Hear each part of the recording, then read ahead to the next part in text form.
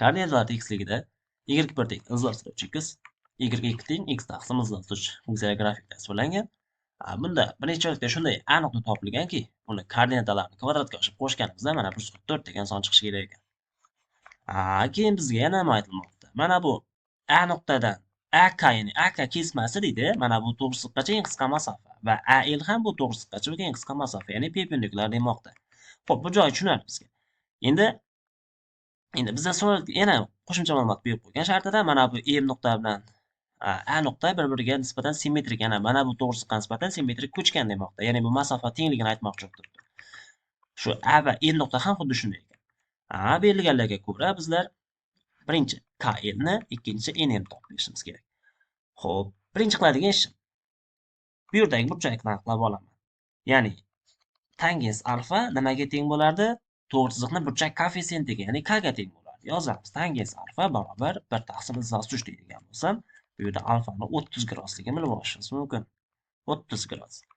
Endi tangens beta deyman. Beta nima desa, mana bu ikkinchi to'g'risiqni x o'q orasidagi burchak aniqlaymiz. Barobar burchak koeffitsiyenti, ya'ni izos 3 desam, bu yerdan betani qiymatini 60 ekanligini bilib olsak bo'ladi.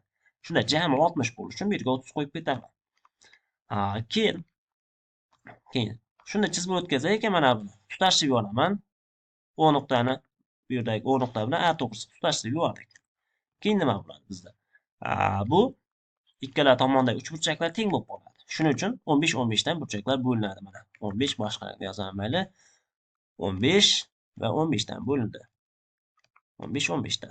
Endi bizdan so'ralgan KL ni tutashtiramiz mana. KL ni tutashtirib yubordim. KL ni tutashtirgandan keyin ekran biroz yaqinlashtiraman. Mana KL tutashdi, to'g'rimi? Bu yer perpendikulyar bo'ladi deb gapira olamiz, to'g'rimi? Perpendikulyar deb gapirib bilamiz, xo'p. Chunki mana teng oluvchi burchak. Mana bu teng bo'lishi kerak. Ana shu joyi perpendikulyar bo'lib qoldi.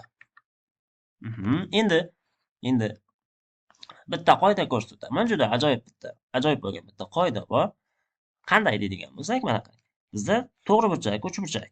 To'g'ri burchakli uchburchakni o'tkir burchaklari haqida ketadi. Ya'ni o'tkir burchaklari 15-75 bo'ladigan bo'lsa deydi. 15 gradus va 75 gradus bo'ladigan bo'lsa deydi. Siz gipotenuzaga bandga o'tkazadigan bo'lsangiz deydi, mana bandga o'tkazayotgan bo'lsak deydi. Buni uzunligi h bo'lsa deydi. Gipotenuzani o'zi undan 4 marta katta, ya'ni 4h bo'ladigan qoida bor. Endi men hozircha OA uzunligini aniqlab olaman. OA. O nuqtani koordinatalari 0 bo'lsa, A'niki A u B. Demak, A minus 0 ni kvadrati qo'shamiz B minus 0 ni kvadratini. To'g'rimi? Shunda bu ilzos nima bo'lib qoladi? A kvadrat plyusdan B kvadrat bo'ladi. A kvadrat plyus B kvadrat bizda 1/4 ga teng. Demak, bunda 12 chiqdi. Xo'p, demak, uzunlik 12 ga teng ekan bildik. Endi mana bu tushunib oldik buni. Demak, gipotenuz balandlik 4 marta kichkina gipotenuzdan. Shuning uchun bu joyni 3 deb ketaman. Bu yoq ham 3 bo'lib qoladi. Demak, bizdan so'rayotgan kesma uzunligi 6 bo'lib qoldi. Endi keyin qiladigan ishimiz bizdan MN ni ham topib berishimiz kerak edi. MN o'rta chiziq bo'lyapti. Sezgan bo'lsak, MN javobi 12 ekanda. Mana bunga e'tibor qaratamiz. Mana bu chiziq bu tomonni tenglikdagi ajratgan, bu yoqni ham tenglikda ajratgan. Demak, bu o'rta chiziq bo'ladi. MN uchun o'rta chiziq, ya'ni MN ni yarmiga teng. Shunda MN ni yarmi 6 bo'lsa, MN ni o'zi 12 bo'ladi deb keta olamiz. Qoidasini ham bu joyga men chizib ko'rsatib ketaman. Mana. Endi shunday bitta chiziq o'tgan bo'lsinki, bu tomon teng ikkitaga bo'lingan bo'lsin, bu tomon ham teng ikkitaga bo'lingan bo'lsin. Bu A bo'lsa, bu A ni yarmiga teng bo'lishi kerak. Demak, javob 6/12.